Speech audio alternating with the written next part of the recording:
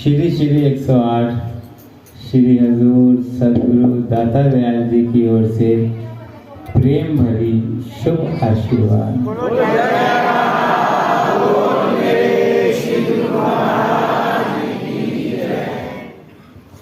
अभी जब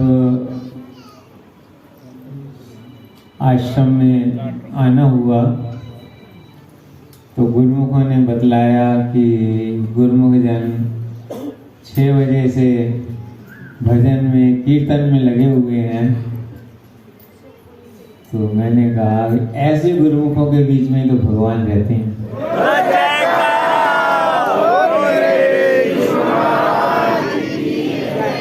स्वयं भगवान के ही वचन है कि जब नारद जी ने भगवान श्री कृष्ण से पूछा कि प्रभु आप कहाँ रहते हैं,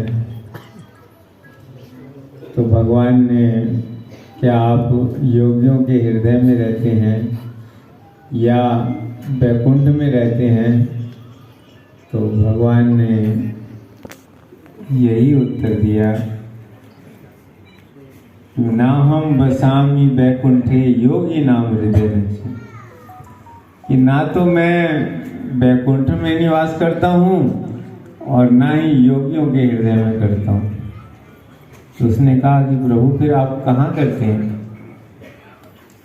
ऐसी एक बार श्री सतगुरुदेव दाता दयाल श्री पंचम पातशाही जी महाराज न्यूयॉर्क आश्रम में विराजमान थे और संगत श्री चरणों में मत्था टेक रही थी।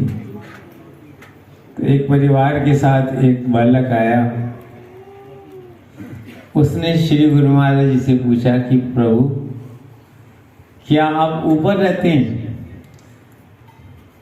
तो जैसे कि बच्चों को सिखाते हैं कि भगवान ऊपर रहते हैं, तो उसने कहा चलो भाई भगवान से पूछ लेता हूँ कहाँ रहते हैं। तो श्री गुरु महाराज जी से पूछा कि भगवान क्या आप ऊपर रहते हैं? तो श्री गुरु महाराज जी ने उसकी बात को बड़े गौर से सुना और फिर फरमाया कि ना हम ऊपर रहते हैं ना नीचे रहते हैं, हमें जो प्रेमी सच्चे से दिल से याद करते हैं हम उन प्रेमियों के दिलों में रहते हैं।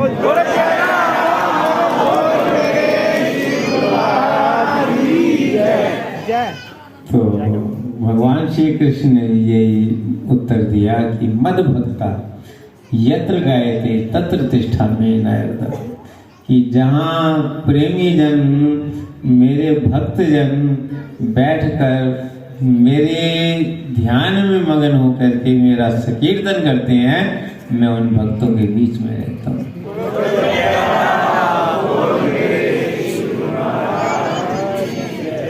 जो समय हमारा सतगुरु के चरणों में व्यतीत होता है, जो समय हमारा सतगुरु की याद में व्यतीत होता है, वही समय तो हमारा जो है मालिक की दरगाह में लेखे में होता है।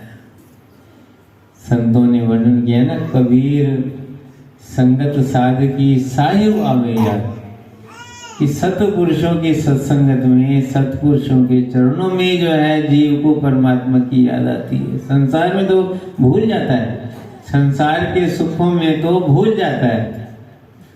जिस समय महाराज युधिष्ठिर को हस्तिनापुर का सिंहासन मिल गया, जब वो चक्रवर्ती सम्राट बन गए, तो भगवान श्री कृष्ण वहां से जाने लगे तो उनको जो है रास्ते में माता कुंती मिली, तो उनसे भी उन्होंने इजाज़त ली। तो उन्होंने कहा कि और कुछ आपको चाहिए?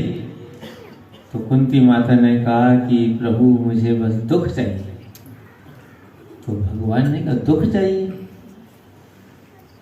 अभी तो इतने दुखों से निकल करके सुख के दिन आए हैं, अब तुम फिर दुख मांग रही हो। तो उसने कहा कि जितने दिन दुख रहे उतने दिन आप हमारे साथ रहे, अब ये सुख है तो आप छोड़ के चले जा रहे हो। तो जब दुनिया का वैभव होता है तो वहां तो भूल जाता है इंसान, तो याद कहाँ आती है? कहते हैं सब तुलसी संगत साधकी तो साहिब होंगे। जब जीव सदपुरुषों के चरणों में आता है जब सत्संग में आता है तो उसे किसकी याद आती है? तो उस मालिक की याद आती है। तो लेखे में सोई घड़ी बाकी दिन बर्बाद, बाकी का जो समय तो वो यूं ही चला जाएगा। दुनिया में जितना भी समय गया वो कोई लेखे में नहीं आएगा। जो एक एक पल आपका महापुरुषों की सत्संगत में, सदगुरु की याद में, सदगुरु के पूजन में, सदगुरु के आराधन में, सदगुरु के सिमरन में व्यतीत होता है, वो मालिक की दरगाह में, श्री परम दयाल जी की दरगाह में लिखा जाता है।